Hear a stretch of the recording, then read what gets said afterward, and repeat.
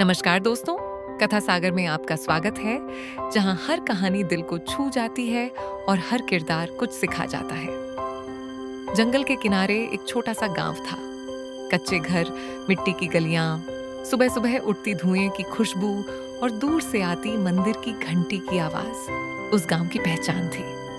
इस गांव के बिल्कुल पास एक पुराना जंगल था, जहां आम, पीपल और बरगद के बड़े बड़े पेड़ थे।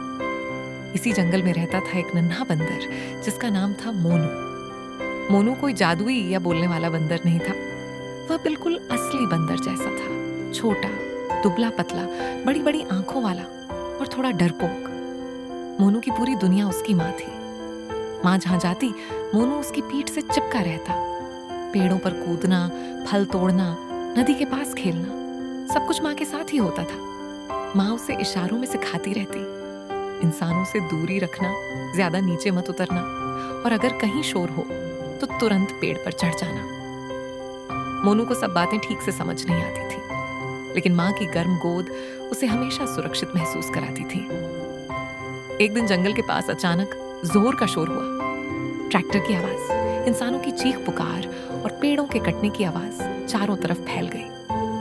बंदरों का झुंड डर गया, सब इधर उधर भागने लगे। मोनू घबरा गया। उसने माँ की पूंछ कसकर पकड़ रखी थी, लेकिन तभी भीड़ में से किसी ने पत्थर फेंका। माँ डरकर दूसरी ओर उछल गई। मोनू का हाथ छूट गया, वह फिसलकर नीचे रह गया। एक ही पल में माँ आगे निकल गई और मोनू पीछे छूट गया। मोनू ने डरते हुए माँ को आवाज दी, किक किक, लेकिन शोर इतना ज्यादा था कि माँ की आवाज सुनाई नहीं दी। वह आवाज धीरे धीरे दूर होती गई।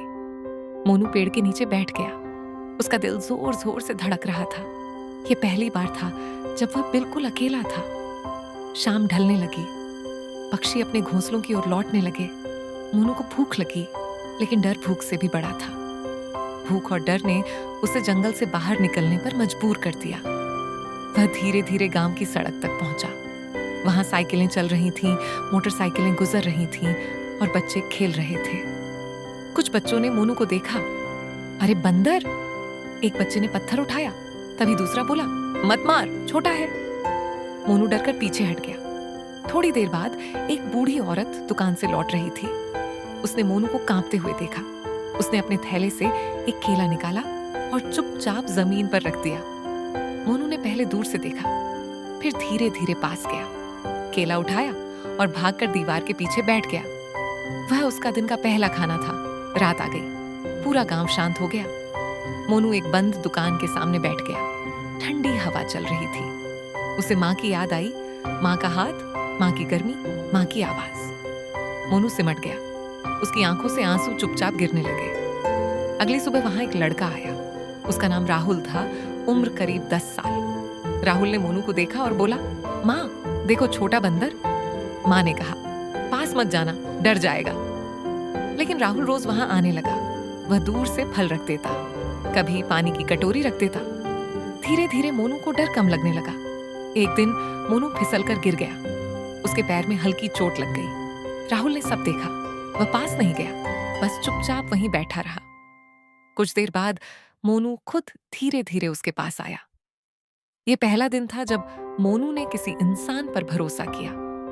कुछ दिनों बाद गांव में वन विभाग की गाड़ी आई।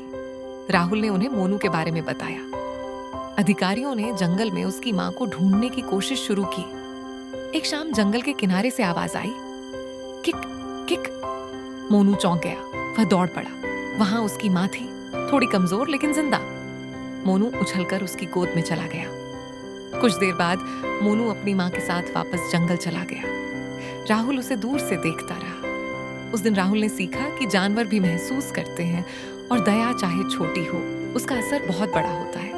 और मोनू ने सीखा कि दुनिया डरावनी हो सकती है, लेकिन हर इंसान बुरा नहीं होता। अगर आपको ये कहानी पसंद आई हो तो कथा सागर को लाइक करें, शेयर करें और ऐसी ही दिल को छू लेने वाली कहानियों के लिए हमारे चैनल को सब्सक्राइब करना न भूलें। फिर मिलेंगे एक नई कहानी के साथ। धन्यवाद।